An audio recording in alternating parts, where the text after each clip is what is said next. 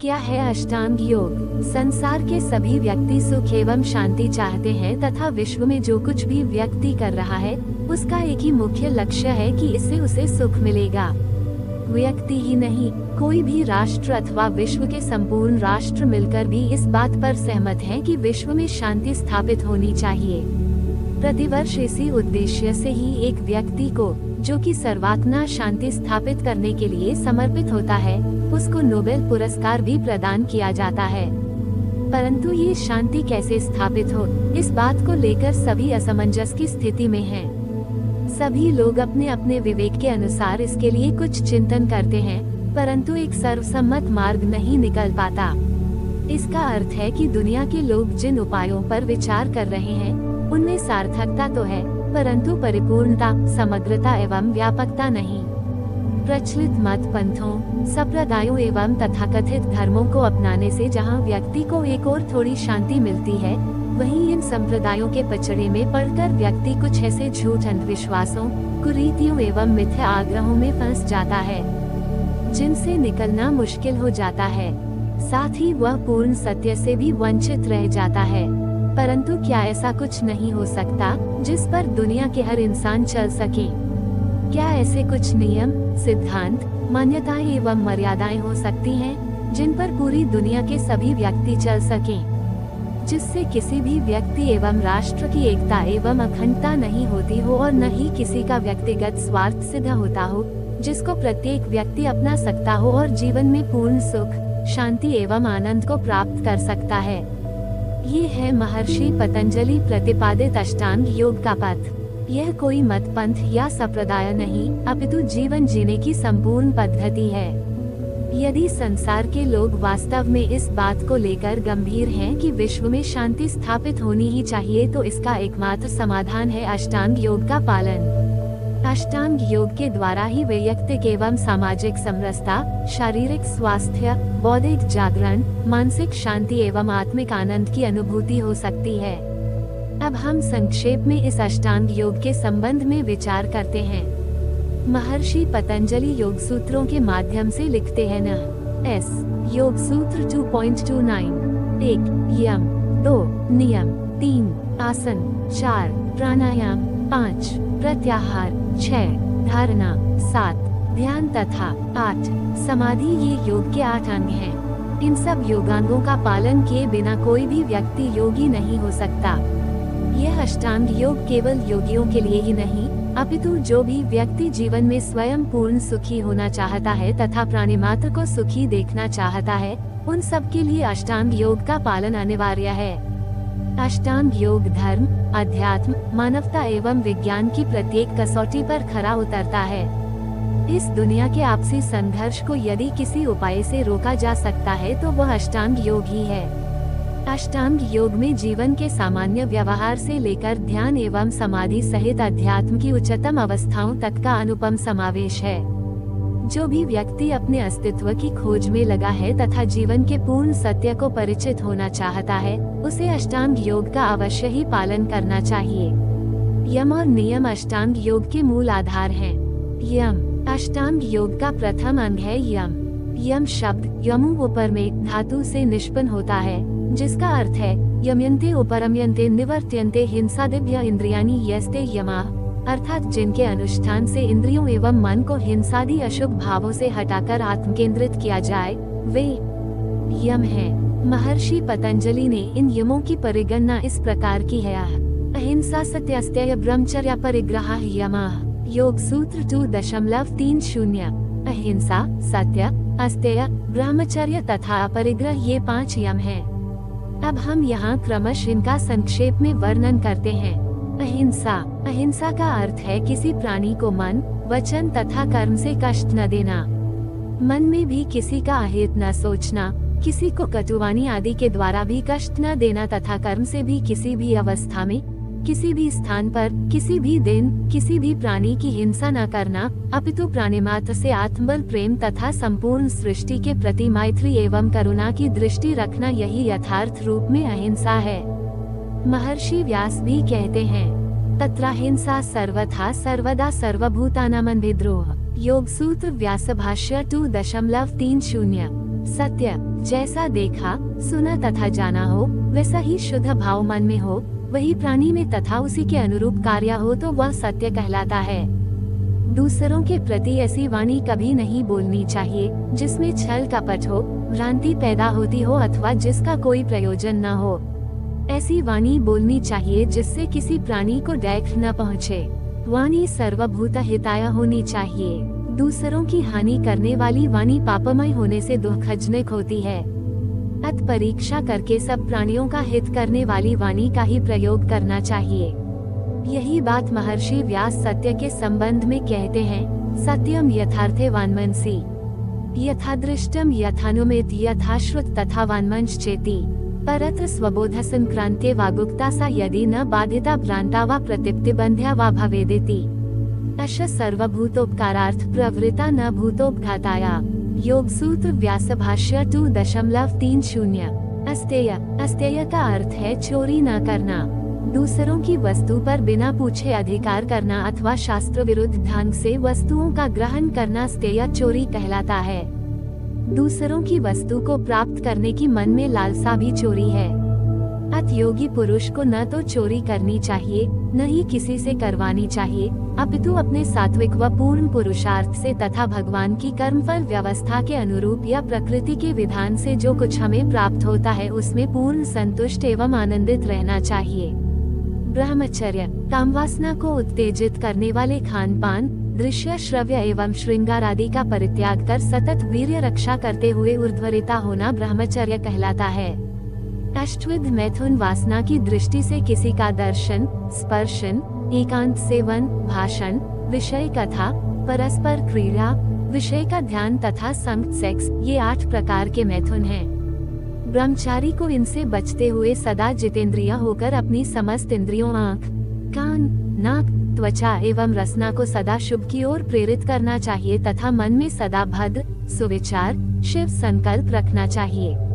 साधक को सदा ही अपने मन में इस विचार को दृढ़ रखना चाहिए कि मेरी स्वाभाविक अवस्था विकार रहित है। जैसे जल का स्वाभाविक गुण शीतलता एवं द्रवत्व बहना है। जमना, गर्म होना, वाष्प बनाना तथा वाष्प बनकर उड़ना ये गुण उसके स्वाभाविक नहीं होते तथा गर्म करने, वाष्प बनने तथा बर्फ बनने पर ठोस हो जाने के बाद भी वह अपनी स्वाभाविक अवस्था में ही वापस लौट आता है। इसी तरह ब्रह्मचर्य हमारी स्वाभाविक अवस्था है। कभी शांत एकांत स्थान पर बैठकर चिंतन करना और अपने भीतर ये देखना कहीं वासना है क्या आप में काम, क्रोध, लोभ, मोह एवं अहंकार आदि विकार हैं, तो आप पाएंगे कि आप में ये विकार स्वाभाविक रूप में तो है ही नहीं। इन विकारों को तो आमंत्रित कर पैदा किया जाता है। विकार चोरों की तरह हमारे शरीर में आते हैं एवं थोड़ी ही देर ठहरते हैं तथा उतनी ही देर में हमारे शरीर, मन एवं आत्मा की शक्ति को लूटकर, विकृत करके, सब कुछ बिगाड़ करके भाग जाते हैं। काम तथा क्रोध थोड़ी देर के लिए आते हैं तथा थोड़ी ही देर में ये विकार हमारे शरीर को हिलाकर रख देते हैं, शरीर को शक्तिहीन एवं ऊर्जाहीन तथा निस्तेज कर देते हैं, शरीर में जहर घोल देते हैं। हम बार बार लुटते हैं और कहते रहते हैं कि इनसे लुटना तो स्वाभाविक है, हम बच नहीं सकते। तो फिर भाई आपको कोई बचा नहीं सकता। उठो, जागो और अपने स्वाभाविक धर्म स्वधर्म को पहचानो। विकार आपके स्वधर्म नहीं, ये परम धर्म है और गीता में भगवान श्री कृष्ण कहते हैं, स्वधर्मे निधन श्रेय पर धर्मो भयावह। काम, क्रोध, लोभ, मोह एवं अहंकार आदि विकारों की भट्ठी में अब अपने आप को और अधिक नहीं जलाओ। आप आत्मा है, आपके स्वाभाविक गुण है मैत्री, करुणा, प्रेम, सहानुभूति, सेवा, समर्पण, परोपकार, आनंद एवं शांति। आप निर्विकार हैं। विकारों को तो हम बुलाते हैं, आमंत्रित करते हैं, ऐसे ही जैसे कि कोई धन संपत्ति एवं वैभव को संचित करे और फिर चोरों को आमंत्रित कर दे और फिर जब चोर हमारे ही मकान, भूमि एवं भवन में कब्जा करके बैठ जाएं, सब संपत्ति लूट लें और हम ठगे से खड़े रहकर देखते रहें और कहें कि हाय, ये सब क्या हुआ, मैंने तो इन्हें क्या बुलाया कि ये तो मेरा ही सब कुछ लूट रहे हैं, सब बर्बाद कर रहे हैं। लेकिन मनुष्य बाहर की संपत्ति को लुटाने के लिए तो चोरों को निमंत्रण नहीं देता, क्योंकि यह संपत्ति एवं वैभव वो खुद इकट्ठा करता है, उसको वह लुटता हुआ नहीं देख सकता। परंतु मनुष्य जरा विचार कर तेरे भीतर असीम आनंद, शांति, अपार सुख, शक्ति, ओज, तेज, बल, बुद्धि, पराक्रम, मैत्री, करुणा, मुदिता आदि अनंत ऐश्वर्य हैं, जो तेरे प्रभु ने तुझे दिया है। उसे काम, क्रोध आदि विकार एवं वासना रूपी चोरों को बार बार बुलाकर बार बार क्यों लुटाता है और कहता है कि यह तो स्वाभाविक ही है, मैं इसमें क्या करूं? अब तो संभलो और अपने आप को पहचानो, भगवान की दी हुई शक्ति को पहचानो। इस सुविचार शिव संकल्प को अपने भीतर दृढ़ कर लो कि मैं निर्विकार हूँ, ब्रह्मचर्य मेरा स्वधर्म है, ब्रह्मचारी रहना स्वाभाविक है और निश्चित जानो कि विकारों के अस्वाभाविक एवं अल्पकालीन उफान एवं प्रवाह के बाद आपको निर्विकार स्थिति में ही जीवन जीना होता है। अतः अपने आप को विकारों की अग्नि में और अधिक न जलाओ। भगवान की दी हुई दिव्य शक्तियों से संपन्न होकर ब्रह्मचर्य का पालन करते हुए असीम शांति एवं अपरिमित आनंद और अपार अथाह सुख को अपने भीतर से प्राप्त करो। ब्रह्मचर्य का पालन करके ओजस्वी, तेजस्वी, बुद्धिमान, बलवान एवं पराक्रमी बनकर सबसे दिव्य प्रेम करते हुए सेवा, परोपकार एवं करुणा आदि से अपने जीवन को सुंदर बनाओ। योग साधना के पथ पर चलो, तभी अपने आप को तथा अपने ही भीतर विराजमान सच्चिदानंद स्वरूप प्रभु को जान तथा पहचान पाओगे। यही जीवन का सत्य है, यही जीवन का लक्ष्य और उद्देश्य है। अपरिग्रह परिग्रह का अर्थ है चारों ओर से संग्रह इकट्ठा करने का प्रयत्न करना। इसके विपरीत जीवन जीने के लिए न्यूनतम धन, वस्त्र आदि पदार्थों एवं मकान से संतुष्ट होकर जीवन के मुख्य लक्ष्य ईश्वर आराधना करना अपरिग्रह है। साधक एवं प्रत्येक विवेकशील मनुष्य को इस विचार के साथ जीवन को जीना चाहिए कि क्या इसके बिना भी मेरे जीवन का निर्वाह हो सकता है। यही योगवृत्ति है, यही अपरिग्रह है। इसके विपरीत भोगवृत्ति या उपभोक्तावाद है। ईश्वरीय व्यवस्था के अनुसार जीवन में जो कुछ भी धन, वैभव, भूमि, भवन आदि ऐश्वर्य हमें प्राप्त हो, उनको कभी अहंकार के वशीभूत होकर अपना नहीं मानना चाहिए तथा भौतिक सुख तथा बाह्य सुख के साधनों की इच्छा भी साधक को नहीं करनी चाहिए। अनासक्त भाव से जीवन जीते हुए अपने आप जो भी सुख साधन उपलब्ध हो, उनका उपयोग दूसरों को सुख पहुंचाने व सेवा के लिए करना चाहिए। महर्षि व्यास कहते हैं, विषयानाम अर्जुन रक्षण क्षय संग अहिंसा दोष दर्शनाद स्वीकरणम परिग्रह। योग सूत्र व्यास भाष्य 2.30। विषय रूप धनादि भोग्य पदार्थों के अर्जन संग्रह करने में दोष, प्रशन अर्थात संग्रह किए हुए पदार्थों की रक्षा में दोष, क्षय संग्रहित किए हुए पदार्थों के नाश होने में दोष, संगुण संग्रहित ऐश्वर्यों में आसक्त होने में दोष और हिंसा अर्थात नानुपहत्य भूतान्युपभोग संभवती। योग सूत्र व्यास भाष्य 2.15। प्राणियों को बिना पीड़ा दिए सुख का उपभोग संभव नहीं है, इसलिए लौकिक सुख भोग में हिंसाकृत दोष भी है। अत योगी पुरुष को विषयों के प्रति अनासक्त रहकर अपरिग्रह का पालन करना चाहिए। इन सभी यमों अहिंसा एवं सत्यादि का पालन मनसा, वाचा, कर्मणा मन, वचन तथा कर्म आचरण से करना चाहिए तथा इसमें किसी तरह की कोई सीमा नहीं है। महर्षि पतंजलि कहते हैं, जाति देश काल समयान्वच्छिन्नः सार्वभौमा महाव्रतम। योग सूत्र 2.31। अर्थात जाति, देश, काल तथा समय से अनवच्छिन्न प्रतिबद्ध, अर्थात इनकी सीमाओं के बंधन से ऊपर इन अहिंसादि का चित्त की सभी अवस्थाओं में पालन किया जाता है तो ये अहिंसादि महाव्रत कहलाते हैं। इन व्रतों के पालन करने में सामान्य व्यक्ति की दृष्टि से देखा जाए तो बड़ी कठिनाई आती है, इसलिए व्यक्ति कुछ सीमाएं निर्धारित कर लेता है और इन अहिंसा, सत्य एवं अस्तेय आदि को जाति अर्थात वर्ग विशेष, देश विशेष, काल विशेष तथा समय विशेष की सीमाओं में बांध लेता है।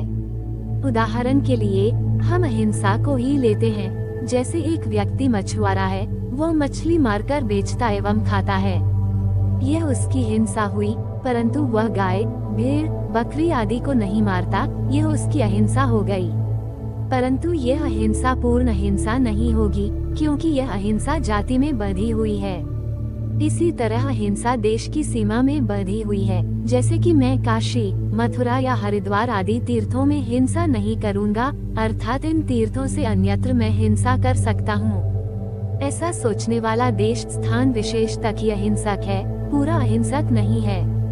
काल के संबंध में भी यही बात है। जैसे कि मैं एकादशी, पूर्णमासी, अमावस्या या मंगलवार आदि या किसी पर्व विशेष के दिन हिंसा नहीं करूंगा। ये काल की सीमा में बंधी हुई अहिंसा हो गई। इसी प्रकार से समय की सीमाओं के संबंध में है, जैसे कि मैं सामान्य अवस्था में तो नहीं, परंतु विशेष अवस्था में जब मुझ पर कोई संकट विशेष होगा, तब मैं हिंसा करूँगा। ये भी पूर्ण अहिंसा नहीं है। पूर्ण अहिंसा तब होगी जब सब सीमाओं से ऊपर उठकर सर्वथा, सर्वदा, सर्वत्र, सब प्राणियों के प्रति, सब अवस्थाओं में, सब स्थानों पर बिना हेर फेर के सहज रूप से इनका पालन किया जाएगा। इसी प्रकार से सत्य, अस्तेय, ब्रह्मचर्य एवं अपरिग्रह के संबंध में जानना चाहिए। जैसे सामान्य रूप से मैं किसी ब्राह्मण, गौ आदि की रक्षा के लिए तो झूठ बोलूंगा। ये जातिपरक झूठ हो गया। देश स्थान विशेष अर्थात हरिद्वार आदि तीर्थों या गुरुकुल, मठ अथवा मंदिर, गुरुद्वारा, मस्जिद, चर्च आदि में सत्य बोलूंगा। अन्यत्र व्यापार व न्यायालय आदि राजकार्यों में असत्य भी बोलूंगा। इसी तरह से काल विशेष अर्थात एकादशी आदि तथा समय विशेष प्रसंग या विशेष प्रयोजन के लिए झूठ बोलूंगा, सामान्य अवस्था में नहीं। ये सब पूर्ण सत्य नहीं होगा। इसी प्रकार अस्तेय, ब्रह्मचर्य एवं अपरिग्रह के संबंध में भी जानना चाहिए। सब सीमाओं के बंधन से ऊपर उठकर मन, वचन तथा कर्म से इन नियमों का प्रत्येक साधक को पालन करना चाहिए। नियम योगांगों में दूसरा आधारभूत अंग है नियम। महर्षि पतंजलि लिखते हैं, शौच संतोषत स्वाध्यायश्व प्रणिधानानि नियमाः। योग सूत्र 2.32। शौच, संतोष, तप, स्वाध्याय तथा ईश्वर प्रणिधान ये 5 नियम हैं। तप शौच, शौच कहते हैं शुद्धि को, पवित्रता को। ये शौच, शुचिता या पवित्रता भी 2 प्रकार की होती है, एक बाह्य, दूसरी आभ्यंतर। महर्षि मनु ने शौच के संबंध में बहुत ही सुंदर कहा है, अद्भिर्गत्राणि शुद्ध्यन्ति मन सत्येन शुद्ध्यति, विद्या तपोभ्यां भूतात्मा बुद्धिर ज्ञानेन शुद्ध्यति। मनुस्मृति 5.109। साधक को प्रतिदिन जल से शरीर की शुद्धि, सत्याचरण से मन की शुद्धि, विद्या और तप के द्वारा आत्मा की शुद्धि तथा ज्ञान के द्वारा बुद्धि की शुद्धि करनी चाहिए। भगवती गंगा आदि के पवित्र जल से भी शरीर की शुद्धि हो सकती है। मन, बुद्धि एवं आत्मा की शुद्धि के लिए तो ऋषियों द्वारा बताए गए उपायों को करना ही होगा। खत संतोष, अपने पास विद्यमान समस्त साधनों से पूर्ण पुरुषार्थ करें। जो कुछ प्रतिफल मिलता है उससे पूर्ण संतुष्ट रहना और अप्राप्त की इच्छा न करना, अर्थात पूर्ण पुरुषार्थ एवं ईश्वर कृपा से जो प्राप्त हो उसका तिरस्कार न करना तथा अप्राप्त की तृष्णा न रखना ही संतोष है।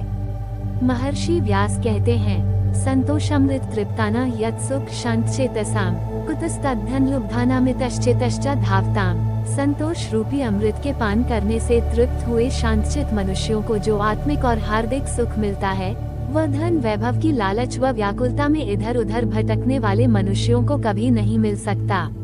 अन्यत्र भी कहा है, संतोषमूलम ही सुख डैकमूलम विपर्यया। सुख का मूल आधार संतोष है और इसके विपरीत तृष्णा लालसा दुखों का मूल है। उपनिषद में ऋषि कहते हैं, न वित्तेन तर्पणीयो मनुष्य, धन के द्वारा मनुष्य की कभी तृप्ति नहीं हो सकती। अत साधक को पूर्ण पुरुषार्थ करते हुए उसका जो भी प्रतिफल ईश्वर अपनी न्याय व्यवस्थानुसार प्रदान करते हैं, उसमें पूर्ण संतुष्ट रहना चाहिए और यह कभी नहीं भूलना चाहिए कि ईश्वर सदा ही हमारी आवश्यकता और पात्रता से अधिक ही हमें रूप, यौवन, धन, समृद्धि एवं समस्त वैभव प्रदान करते हैं। तप, महर्षि व्यासदेव कहते हैं, तपो द्वंद्व सहनम, अर्थात अपने सदुद्देश्य की सिद्धि में जो भी कष्ट, बाधाएं, प्रतिकूलताएं आए, उनको सहजता से स्वीकार करते हुए निरंतर बिना विचलित हुए अपने लक्ष्य की ओर आगे बढ़ना तप कहलाता है। महाभारत में आता है कि जब यक्ष युधिष्ठिर से प्रश्न करता है, तपस किन लक्षणम, तो महाराज युधिष्ठिर उत्तर देते हैं, तप स्वधर्म वर्तित्वम। हे यक्ष, अपने कर्तव्य के पालन में जो भी विघ्न बाधाएं आए, उन्हें सहते हुए निरंतर अपने स्वधर्म का पालन करना ही तप है।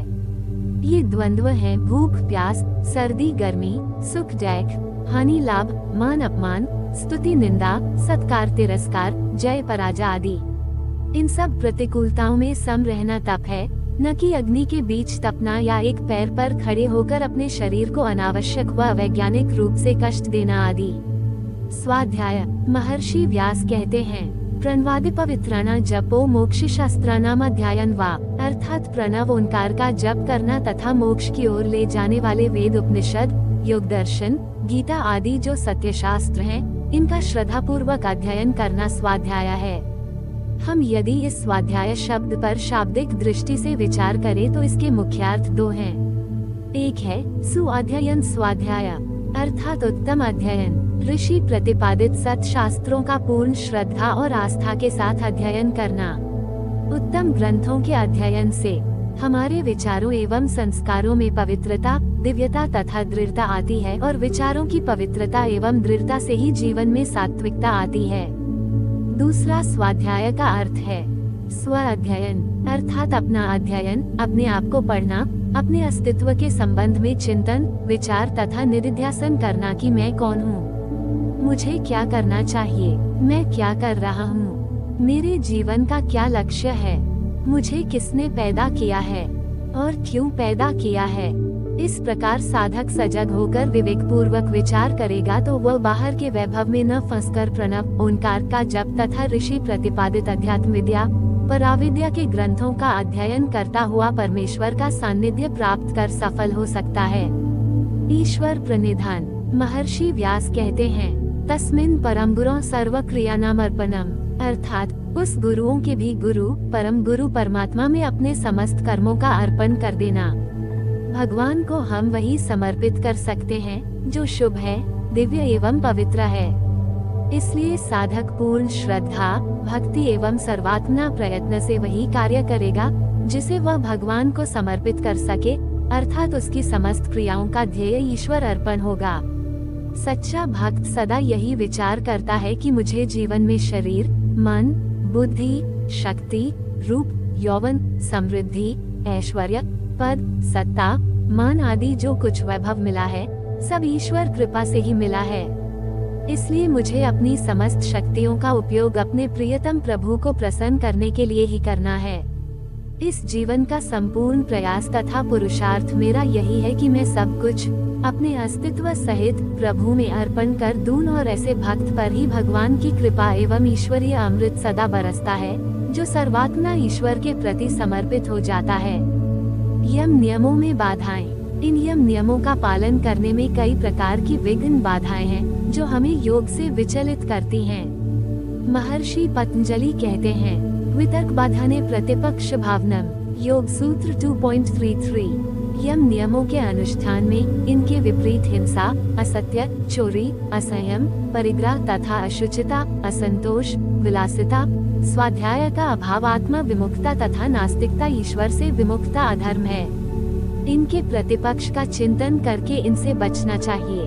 साधक को एक बार ये दृढ़ निश्चय कर लेना चाहिए कि मैंने इस दैखमय संसाराग्नि के ताप से बचने के लिए जो इन हिंसा, असत्य, चोरी, असंयम आदि वितर्कों का परित्याग किया है, इन हिंसादि को मैं भूलकर भी ग्रहण नहीं करूंगा, क्योंकि मैंने विवेक पूर्वक निश्चय करके इन दोषों का परित्याग किया है। अब मुझे श्वानावृत्ति अर्थात जैसे कुत्ता उल्टी करने के बाद चाट लेता है, उसी तरह नहीं होना।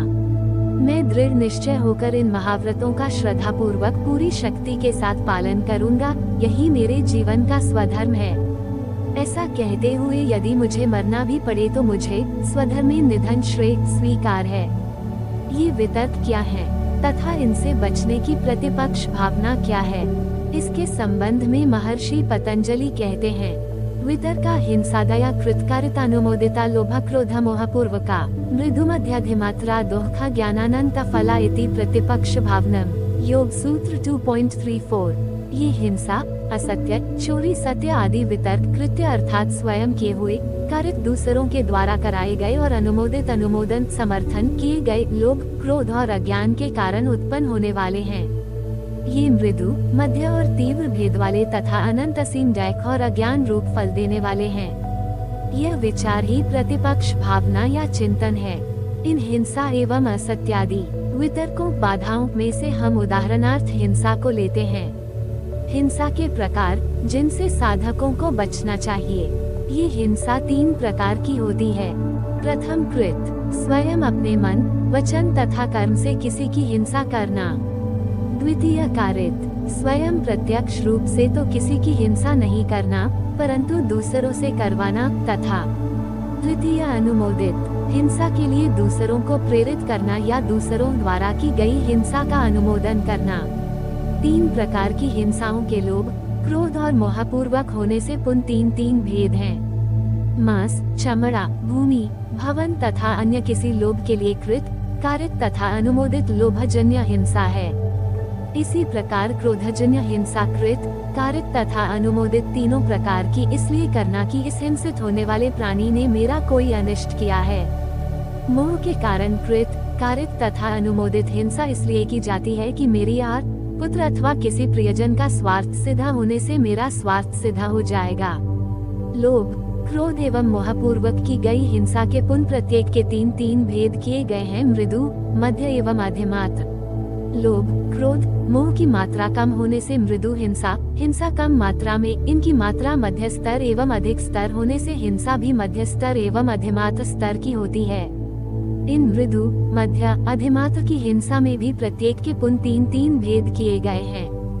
यथा मृदु स्तर की हिंसा के 3 भेद हैं। 1. मृदु स्तर की हिंसा में सबसे कम हिंसा का होना। 2. मध्यम मृदु हिंसा से कुछ अधिक हिंसा होना। 3. तीव्र मृदु स्तर की ही सीमा में सबसे अधिक हिंसा का होना। इसी तरह से मध्य स्तर एवं अधिमात्र स्तर हिंसा के भी 3 भेद होते हैं। इस प्रकार हिंसा 81 प्रकार की होती है। यह 81 भेदों वाली हिंसा नियम, विकल्प और समुच्चय भेद से असंख्य भेदों वाली हो जाती है। इसी प्रकार हिंसा की तरह ही असत्य आदि अन्य वितर्कों के भी 81-81 प्रकार समझने चाहिए। असत्य, चोरी, अब्रह्मचर्य, ब्रह्मचर्य तथा परिग्रह भी स्वयं करना, दूसरों से करवाना तथा कोई अन्य कर रहा हो तो उसका अनुमोदन करना भी साधक के लिए बाधक है। स्वयं झूठ न बोलकर दूसरों से बुलवाना तथा झूठे व्यक्तियों का अनुमोदन करना भी असत्य ही है। इसी प्रकार चोरी करना, दूसरों से करवाना तथा अनुमोदन करना सब चोरी के अंतर्गत ही है। स्वयं तो ब्रह्मचर्य का पालन न करना, परंतु दूसरों को ब्रह्मचर्य पालन करवाना तथा ब्रह्मचर्य के लिए प्रेरित करना भी पूर्ण ब्रह्मचर्य नहीं हो सकता। इसी प्रकार अपरिग्रह के विषय में जानना चाहिए। कृत, कारित, अनुमोदित की तरह ही असत्य, चोरी आदि के अन्य लोभ, क्रोध, मोहपूर्वक आदि भेद हिंसा की तरह ही समझने चाहिए और साधक को अपने मन में ये दृढ़ संकल्प धारण करना चाहिए कि ये वितर्क निश्चय ही दैख रूप तथा अज्ञान रूप अनंत अशुभ फलों के देने वाले हैं।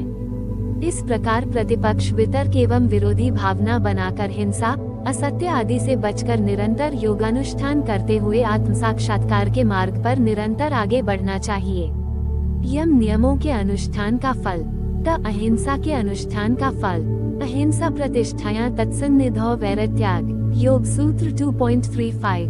साधक में अहिंसा की प्रतिष्ठा होने पर जो प्राणी उस योगी पुरुष के संग में रहते हैं, उनका भी हिंसा वैरभाव छूट जाता है। जब योगी पुरुष पूर्ण रूप से अहिंसा का मनसा वाचा कर्मणा पालन करता है, जब योगी पुरुष सब प्राणियों के प्रति हृदय से सहज, निश्चल, निस्वार्थ स्नेह प्रेम करता है, तब ये कैसे संभव है कि उसके प्रति कोई भी वैर भाव रखे।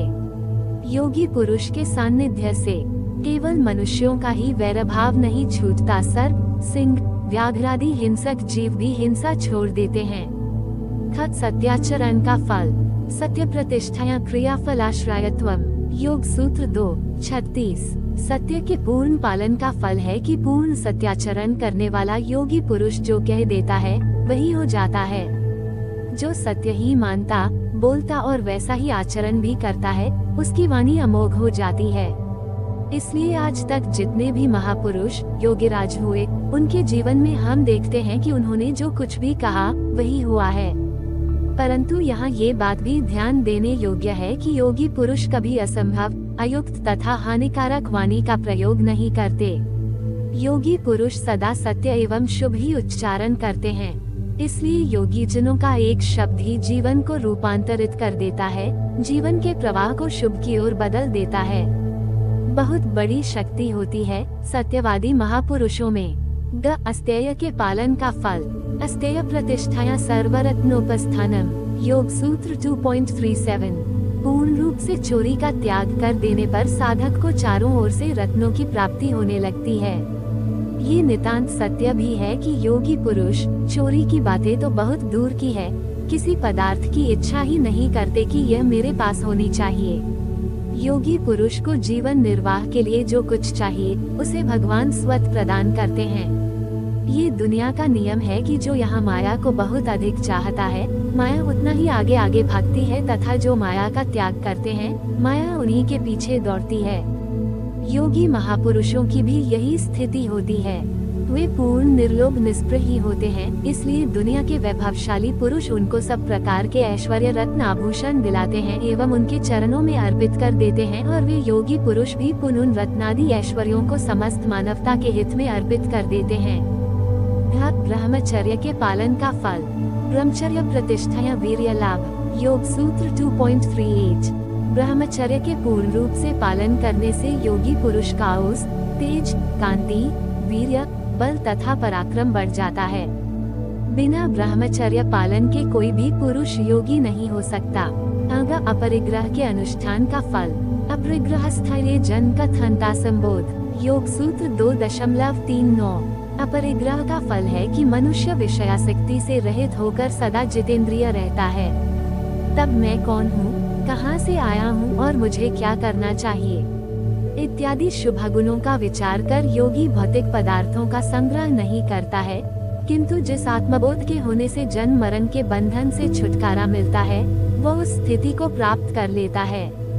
शौच के अनुष्ठान का फल। शौचात्स्वान गजुगुप्सा पररसंसगः। योग सूत्र 2.40। शरीर की बार बार जलादि से शुद्धि करता हुआ साधक जब यह अनुभव करता है कि इस शरीर को मैं इतना शुद्ध करने का प्रयत्न करता हूँ, फिर भी यह शरीर और अधिक मलिन ही होता रहता है, इसमें चारों ओर से दुर्गंध ही निकलता रहता है, तो साधक को स्वांग जुगुप्सा अपने शरीर के अंगों से ग्लानि, घृणा होने लगती है, तथा दूसरों के शरीर को भी वह जब देखता है तब उसको सबके शरीर मलमूत्र आदि से भरे हुए दिखते हैं, और वह दूसरे स्त्री पुरुष आदि से अपने शरीर के स्पर्श की इच्छा नहीं करता।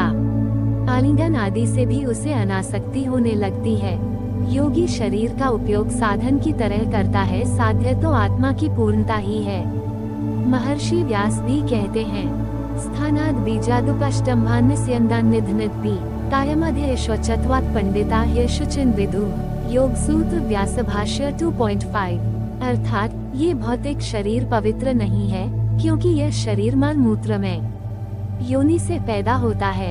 रज्वीर आदि रूप से निर्मित होने से मल मूत्र स्थान एवं रोमकूप और मुखादि से भी निरंतर दुर्गंध निकलने तथा मरणोपरांत शव के भी अति दुर्गंधमय होने से यह शरीर पवित्र नहीं है, अपितु मल का भंडार है।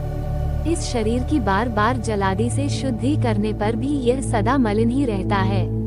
इस प्रकार विचार करके साधक की शरीर से आसक्ति हट जाती है। वह शरीर से मोह नहीं करता है, वह प्रेम भी शरीर से नहीं आत्मा से करता है। ये तो बाह्य शौच शुद्धि का फल है। आभ्यंतरिक शुद्धि का फल महर्षि पतंजलि बताते हैं। सत्व शुद्धि सौम्नस्य एकाग्रेन्द्रिय आत्मदर्शन योग्यत्वानि च। योग सूत्र 2.41। सत्य, अहिंसा, विद्या, तप आदि आभ्यंतरिक शौच से अंतःकरण की शुद्धि, मन की प्रसन्नता और एकाग्रता, इंद्रियों पर विजय तथा आत्मा को जानने की योग्यता प्राप्त होती है। छठ संतोष के अनुष्ठान का फल। संतोषादनतम सुख लाभ। योग सूत्र 2.42। संतोष से जो सुख होता है वह सबसे उत्तम सुख है। संतोष सुख को ही मोक्ष सुख भी कहते हैं। महर्षि व्यास देव भी कहते हैं, यच काम सुख लोकै यच दिव्यम महत् सुखम तृष्णा क्षय सुखस्यायते नारहत षोडशी कलाम। योग सूत्र व्यास भाष्य 2.42। संसार में कामरूप तथा दिव्य स्वर्ग की कल्पना युक्त जो स्वर्गीय महान सुख हैं, ये दोनों ही प्रकार के भौतिक सुख तृष्णा के नाश होने पर प्राप्त होने वाले सुख के 16वें अंश के भी समान नहीं हो सकते। अत संतोष सुख से बढ़कर दुनिया में और कोई सुख नहीं। तृष्णा ही हमें पग पग पर सताती है। भर्तृहरि कहते हैं, तृष्णा न जीर्णा वयमेव जीर्णा। वैराग्यष्टक 7 अर्थात तृष्णा की पूर्ति करने वाले बूढ़े हो जाते हैं, परंतु तृष्णा कभी बूढ़ी नहीं होती। जप तप के अनुष्ठान का फल।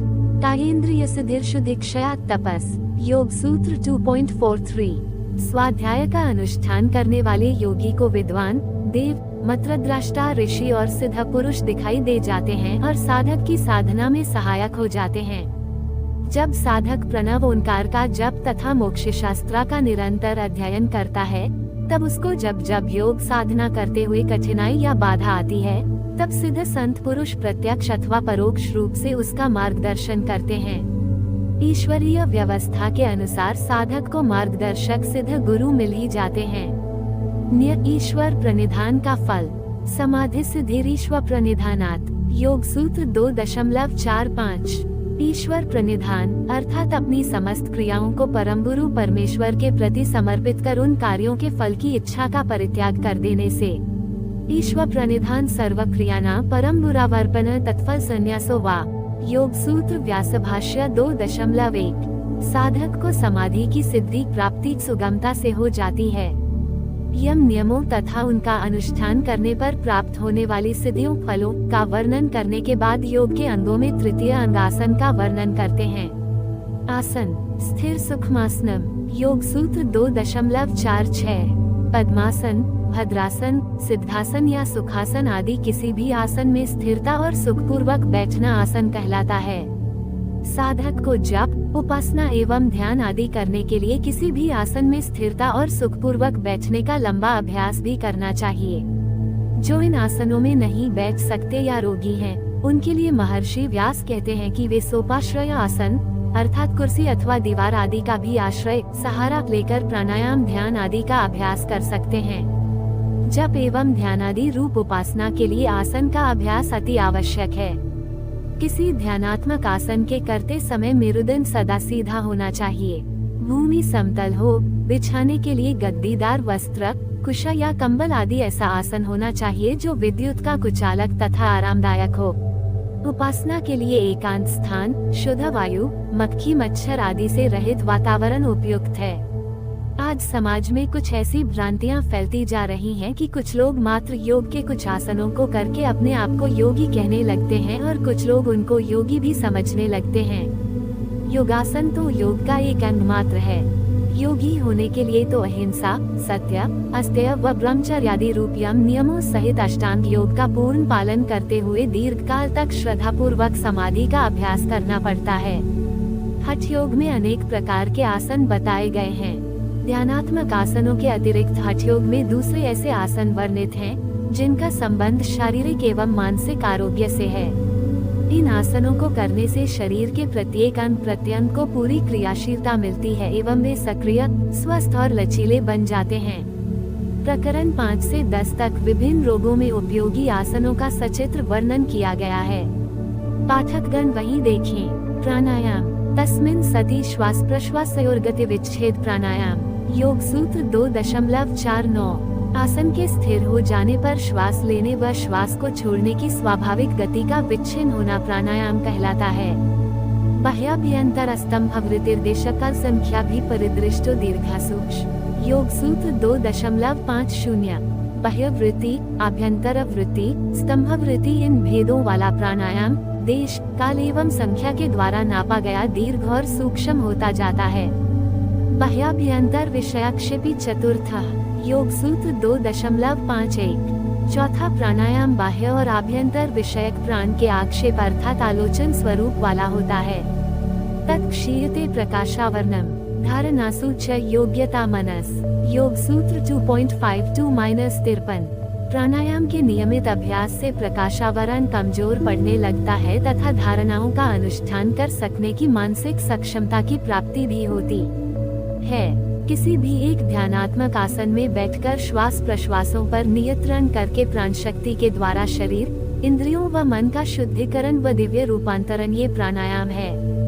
महर्षि पतंजलि ने बाह्य, आभ्यंतर, स्तंभवृत्ति तथा बाह्याभ्यंतर विषयक्षेपी इन 4 प्राणायामों का प्रमुखता से वर्णन किया है। भस्त्रिका, कपालभाति, अनुलोम विलोम व भ्रामरी आदि प्राणायाम की पूरी विधियां एवं उनसे होने वाले वैज्ञानिक व अत्यंत प्रभावशाली लाभों के संदर्भ में पूरी जानकारी हेतु आप पतंजलि योगपीठ द्वारा ही प्रकाशित हमारी पुस्तक प्राणायाम रहस्य एक बार अवश्य पढ़ें। प्रस्तुत पुस्तक में प्राणायाम का संक्षिप्त परिचय मात्र लिखा है। प्रत्याहार स्वविषय प्रयोगे चित्त स्वरूपानुकारी वंद्रियाना प्रत्याहार योग सूत्र 2.54 इंद्रियों के अपने अपने विषय रूप रसादि का सन्निकर्ष न होने पर चित्तवृत्ति के अनुरूप ही इंद्रियां हो जाती हैं। इसलिए जब साधक विवेक वैराग्य आदि से अपने मन के ऊपर नियंत्रण कर लेता है, तब इंद्रियों का जीतना अपने आप हो जाता है, क्योंकि मन ही इंद्रियों को चलाने वाला है। यह मनोजय अथवा विषयों से विमुख होकर मन तथा इंद्रियों को अंतर्मुखी करना ही प्रत्याहार है। अनपूर्वक री धातु आहरण आकृष्ट करने के अर्थ में प्रयुक्त होती है। प्रति उपसर्ग से उसके विपरीत अर्थ विमुख होने को द्योतित किया गया है। इस प्रत्याहार का फल बताते हुए महर्षि पतंजलि कहते हैं, तत्परमावश्यतेन्द्रियाणाम योग सूत्र 2.55 प्रत्याहार के द्वारा साधक का इंद्रियों पर पूर्ण अधिकार हो जाता है। शब्द, स्पर्श, रूप, रस, गंधादि की आसक्ति व्यक्ति को आत्मकल्याण के रास्ते से दूर हटाती है। एक एक इंद्रिय की आसक्ति मन को विचलित कर देती है। इंद्रियों के विषयों, रूप, रसादि में आसक्ति रखने वाले व्यक्ति की प्रीति भोगों में होती है, भगवान में नहीं। इसलिए अभ्यास और वैराग्य के द्वारा यथार्थ बोध से ही प्रत्याहार सिद्ध होने पर यह इंद्रिय जय होता है। फिर साधक को भगवान में प्रीति, परम रस और परम सुख का अनुभव होने लगता है और सारा संसार दैखमय प्रतीत होता है। परिणाम तप संस्कार दुखिर गुणवृत्ति विरोधाच दैखमेव सर्वम विवेकिन योग सूत्र 2.15 कर्माशय संचित कर्मों का समूह का विपाक फल ही जन्म, आयु और भोग होता है। ये जन्म, आयु तथा भोग पुण्य कर्मों के कारण सुखमय तथा अपुण्य कर्मों के कारण दैखमय होते हैं। परंतु योगी के लिए लौकिक विषयों का सुख भी दैखमय ही होता है। इसका कारण यह है कि यह शब्द, स्पर्श, रूप, रस आदि वासना रूप विषय सुख व्यक्ति को अविद्यावशी प्रतीत होता है। जब इन सुखों के परिणाम आदि पर विचार किया जाए, तब निश्चित रूप से हम पाएंगे कि ये समस्त सांसारिक सुख भी दैखमय ही होते हैं, क्योंकि ये सुख प्राणियों को पीड़ा दिए बिना नहीं भोगे जा सकते तथा इन सुखों में भी सूक्ष्म परिणाम संताप एवं संस्कार रूप से जो दैख मिश्रित हैं, उन्हें सामान्य जन अनुभव नहीं कर पाते, किंतु योगी उनके परिणामों को जान लेता है। अत उसके लिए लोगों को सुख प्रतीत होने वाला लौकिक सुख भी दैखमय ही है। इसलिए साधक दैख की आत्यंतिक निवृत्ति के लिए ईश्वर प्राप्ति हेतु पूर्ण पुरुषार्थ करता है। ये यम से प्रत्याहार पर्यंत बहिरंग योग है। इसके बाद यहाँ हम धारणा, ध्यान तथा समाधि रूप अंतर्ग योग का संक्षेप में वर्णन करेंगे।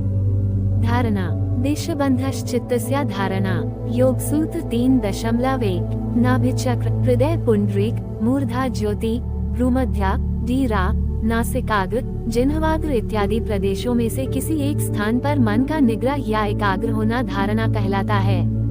प्रत्याहार द्वारा जब इंद्रियां एवं मन एक प्रकार से स्थूल विषय से हटाकर सूक्ष्म लक्ष्य आत्मा परमात्मा आदि पर केंद्रित करने को धारणा कहते हैं। धारणा ध्यान की नींव है। ज्यों-ज्यों धारणा का अभ्यास सुदृढ़ होगा, ध्यान भी साथ साथ होने लगेगा। ध्यान तत्र प्रत्ययेकतांता ध्यानम योग सूत्र 3.2 उस धारणा किए हुए अर्थात नाभिचक्र, भ्रूमध्य या हृदय आदि में ध्येय रूप परमेश्वर में प्रत्यय एकांता ज्ञान का सदृश प्रवाह एक सा प्रवाह ध्यान है। जैसे नदी जब समुद्र में प्रवेश करती है, तब वह समुद्र के साथ एकाकार हो जाती है, सदृश प्रवाह हो जाती है। वैसे ही ध्यान के समय सच्चिदानंद परमेश्वर के अतिरिक्त अन्य विषय का स्मरण नहीं करना, अपितु उसी अंतर्यामी ब्रह्म के आनंदमय, ज्योतिर्मय एवं शांतिमय स्वरूप में मग्न हो जाना ध्यान है। ध्यान हमारे जीवन के साथ प्रतिपल जुड़ा हुआ है। भारतीय संस्कृति में तो ध्यान प्रत्येक क्रिया का पूरक होता था। इसलिए आज भी हमें अपने घर एवं परिवार के बड़े व्यक्ति किसी कार्य को विधिवत संपन्न करने हेतु जब कहते हैं, तब सर्वत्र यही वाक्य होता है, भाई ध्यान से पढ़ना, ध्यान से चलना, प्रत्येक कार्य को ध्यान से करना। आज हम ध्यान शब्द का प्रयोग तो करते हैं, परंतु ये ध्यान क्या है, उस ओर किसी का ध्यान नहीं जाता है। लेकिन जीवन के प्रत्येक कार्य के साथ जुड़े इस ध्यान शब्द से हम ये तो जान ही सकते हैं कि ध्यान जीवन का अपरिहार्य अंग है। ध्यान के बिना जीवन अधूरा है। ध्यान के बिना हम अपने किसी भी भौतिक तथा आध्यात्मिक लक्ष्य में सफल नहीं हो सकते। ध्यान से ही हम सदा आनंदमय एवं शांतिमय जीवन जी सकते हैं।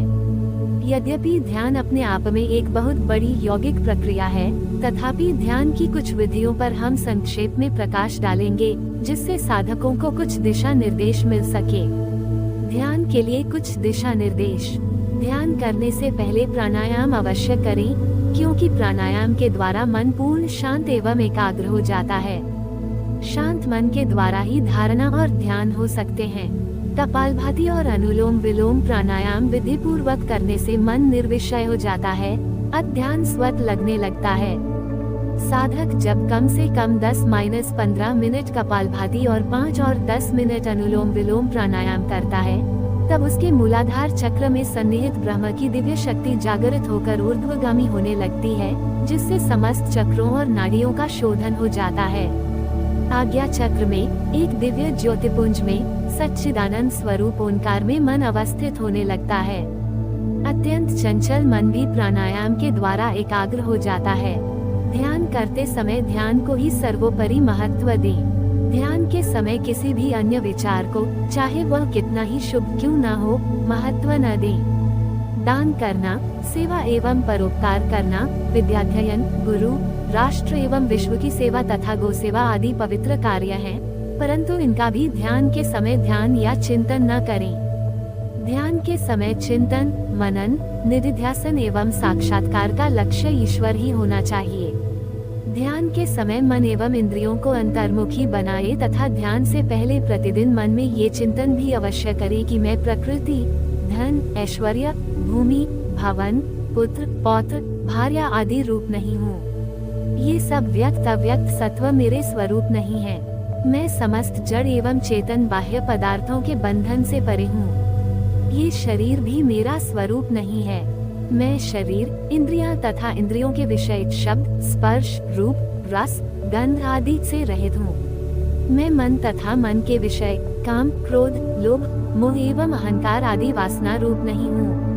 मैं अविद्या, अस्मिता, राग, द्वेष तथा अभिनिवेश रूप पंचक्लेशों से भी रहित हूँ। मैं आनंदमय, ज्योतिर्मय, प्रकाशमय, शांतिमय, परम सुखमय, त्रिगुणातीत, भावातीत, शुद्ध सत्व हूँ।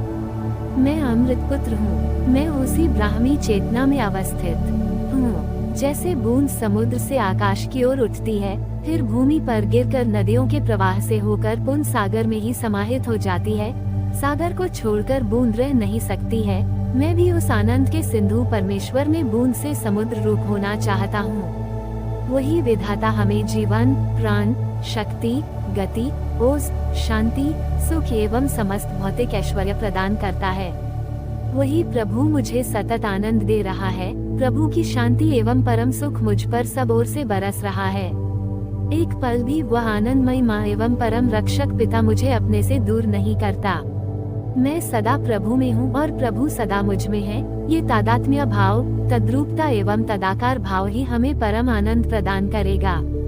भगवान अपने आनंद की अजस्र वृष्टि कर रहे हैं। यदि हम फिर भी उस आनंद को अनुभव न करें तो इसमें हमारा ही दोष है। साधक को सदा विवेक वैराग्य के भाव में रहना चाहिए। स्वयं को दृष्टा साक्षी भाव में अवस्थित रखकर अनासक्त भाव से समस्त शुभ कार्यों को भगवान की सेवा मानकर करना चाहिए। कर्तृत्व का अहंकार व फल की अपेक्षा से रहित कर्म भगवान का क्रियात्मक ध्यान है। बाह्य सुख प्राप्ति का विचार एवं सुख के समस्त साधन सब दैहिक रूप हैं। संसार में जब तक सुख बुद्धि बनी रहेगी, तब तक भगवत समर्पण, ईश्वर प्रणिधान नहीं हो सकेगा तथा बिना ईश्वर प्रणिधान के ध्यान एवं समाधि तक पहुंचना असंभव है। तस्य वाचक प्रणव तज्जपस्तदर्थ भावनम ओमित्येकाक्षर ब्रह्म ओम ब्रह्म एतदालंबन परम। ध्यान के लिए अर्थपूर्वक ओंकार जप का अवलंबन सर्वोत्तम है। भगवान ने भ्रुवों, आँख, नाक, ओष्ठ, कान, हृदय, छाती आदि समस्त अंगों की आकृति ओंकारमय बनाई है। ये पिंड, देह तथा समस्त ब्रह्मांड ओंकारमय है। इस प्रकार साधक ओंकार का जप करता हुआ सर्वव्यापक सर्वांतर्यामी सच्चिदानंद ब्रह्म परमेश्वर को ही सर्वत्र अनुभव करता हुआ उसके दिव्य स्वरूप में समाहित रहने लगता है। ओंकार कोई व्यक्ति या आकृति विशेष नहीं, अपितु एक दिव्य शक्ति है जो इस संपूर्ण ब्रह्मांड का संचालन कर रही है। जैसे इस पिंड शरीर में आत्मा दिखाई नहीं देती, फिर भी शरीर के सब कार्य आत्मा के अस्तित्व से ही संपन्न होते हैं, इसी प्रकार इस संपूर्ण ब्रह्मांड में वह ओंकार रूप ब्रह्म, यद्यपि इन बाह्य आँखों से दिखाई नहीं देता, तथापि अपनी दिव्य शक्ति से संपूर्ण ब्रह्मांड का संचालन कर रहा है। प्रणव के साथ साथ वेदों के सबसे महान मंत्र गायत्री का भी अर्थपूर्वक जप एवं ध्यान किया जा सकता है। श्वास प्रश्वास पर मन को एकाग्र करके प्राण के साथ उद्गीत ओंकार की उपासना की जाती है। सभी इंद्रियां सदोष हैं, क्योंकि आंखें शुभ अशुभ दोनों प्रकार से देखती हैं। कान भद्र अभद्र सुनते हैं, घ्राण गंध दुर्गंध दोनों को ही सूंघते हैं। वाणी झूठ सत्य बोलती है, रसना भक्ष्य अभक्ष्य दोनों प्रकार का भक्षण करती है। मन में भी कुविचार एवं सुविचार आदि रूप में पूर्ण निर्दोषता नहीं है। प्राण पूर्ण निर्दोष एवं निर्विकार है। अत निर्विकार एवं निर्दोष ब्रह्म के साक्षात्कार के लिए हमें निर्दोष प्राण का आश्रय लेकर प्राण के साथ उद्गीत उपासना करनी चाहिए। जब भी समय उपलब्ध हो, बैठ जाएं और दृष्टा बनकर श्वास प्रश्वास को दीर्घ एवं सूक्ष्म गति से लेते और छोड़ते हुए प्रत्येक श्वास के साथों 3 म का ध्यान करें। श्वास लेते और छोड़ते समय श्वास की गति इतनी सूक्ष्म होनी चाहिए कि स्वयं को भी श्वास तथा एक प्रश्वास चले। इस प्रकार श्वास को भीतर तक देखने का भी प्रयत्न कीजिए। प्रारंभ में श्वास के स्पर्श की अनुभूति मात्र नासिकाग्र पर होगी। धीरे धीरे आप श्वास के गहरे स्पर्श को भी अनुभव कर सकेंगे। इस प्रकार कुछ समय तक श्वास के साथ दृष्टा साक्षी भावपूर्वक ओंकार जप करने से ध्यान स्वतः होने लगता है। यही सहज योग है तथा ध्यान करते करते साधक सच्चिदानंद स्वरूप ब्रह्म के स्वरूप में तद्रूप होता हुआ समाधि के अनुपम दिव्य आनंद को भी प्राप्त कर लेता है। साधक को सोते समय भी इस प्रकार ध्यान करते हुए सोना चाहिए। ऐसा करने से निद्रा भी योगमय हो जाती है और साधक का संपूर्ण जीवन योगमय होने लगता है। इस प्रकार प्रत्येक मुमुक्षु को प्रतिदिन कम से कम 1 घंटा जप ध्यान एवं उपासना अवश्य करनी चाहिए। ऐसा करने पर इसी जन्म में संपूर्ण दुखों की समाप्ति और परमपिता परमेश्वर की प्राप्ति या अनुभूति हो सकती है। ये सदा स्मरण रखना चाहिए कि जीवन का मुख्य लक्ष्य आत्म साक्षात्कार एवं प्रभु प्राप्ति है। शेष सब कार्य और लक्ष्य गौण हैं। यदि हमने इस जीवन में अभी से ईश्वर साक्षात्कार के मार्ग पर बढ़ना प्रारंभ नहीं किया, तो उपनिषद के ऋषि कहते हैं महती विनष्टि है। इसलिए योग एवं ध्यान हमारे जीवन की सर्वोच्च आवश्यकता है। 8. समाधि तदेवार्थमत्र निर्भासम स्वरूप शून्यमेव समाधि। योग सूत्र 3.3। ध्यान में जब केवल ध्येय मात्र ईश्वर के स्वरूप या स्वभाव को प्रकाशित करने वाला अपने स्वरूप से शून्य जैसा होता है, तब उसे समाधि कहते हैं। आनंदमय ज्योतिर्मय एवं शांतिमय परमेश्वर का ध्यान करता हुआ साधक ओंकार ब्रह्म परमेश्वर में इतना तल्लीन तन्मय एवं तद्रूप सा हो जाता है कि वह स्वयं को भी भूल सा जाता है। मात्र भगवान के दिव्य आनंद का अनुभव होने लगता है। यही स्वरूप शून्यता है। मृत्युंजय महायोगी महर्षि दयानंद जी महाराज कहते हैं कि ध्यान एवं समाधि में इतना ही भेद है कि ध्यान में तो ध्यान करने वाला जिस मन से जिस तत्व का ध्यान करता है, वे तीनों ध्याता ध्येय और ध्यान विद्यमान रहते हैं। परंतु समाधि में केवल परमेश्वर के आनंदमय शांतिमय ज्योतिर्मय स्वरूप एवं दिव्य ज्ञान आलोक में आत्मा निमग्न हो जाता है। वहाँ तीनों का भेदभाव नहीं रहता। जैसे मनुष्य जल में डुबकी लगाकर थोड़ी समय भीतर ही भीतर रुका रहता है, वैसे ही जीवात्मा परमेश्वर के आनंद में मग्न होकर समाधि जाता है। वैसे ही परमेश्वर के दिव्य ज्ञान के आलोक में आत्मा प्रकाशमय होकर अपने शरीर आदि को भी भूले हुए के समान जानकर स्वयं को परमेश्वर के प्रकाश स्वरूप आनंद और पूर्ण ज्ञान से परिपूर्ण करने को समाधि कहते हैं। श्री भोज महाराज समाधि का अर्थ इस प्रकार करते हैं। सम्यगाध्ययत एकाग्रीक्रियते विक्षेपान परिहृत्य मनो यत्र स समाधि। जिसमें मन को विक्षेपों से हटाकर यथार्थता से धारण किया जाता है, अर्थात एकाग्र किया जाता है, वह समाधि है। योग दर्शन के प्रथम पाद में वर्णित सवितर्क समापत्ति को ध्यान की एक अवस्था समझना चाहिए, क्योंकि उसमें शब्द अर्थ एवं ज्ञान के विकल्प होते हैं, और निर्वितर्क समापत्ति को समाधि की अवस्था समझना चाहिए।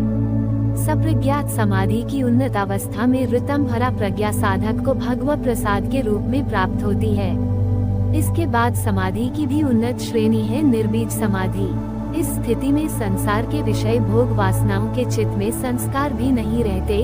संस्कारों के बीज सहित नाश होने पर सब वृत्तियों का पूर्ण निरोध हो जाता है। फिर भव बंधन में बांधने की संभावना भी नष्ट हो जाती है। इसे निर्बीज समाधि कहते हैं।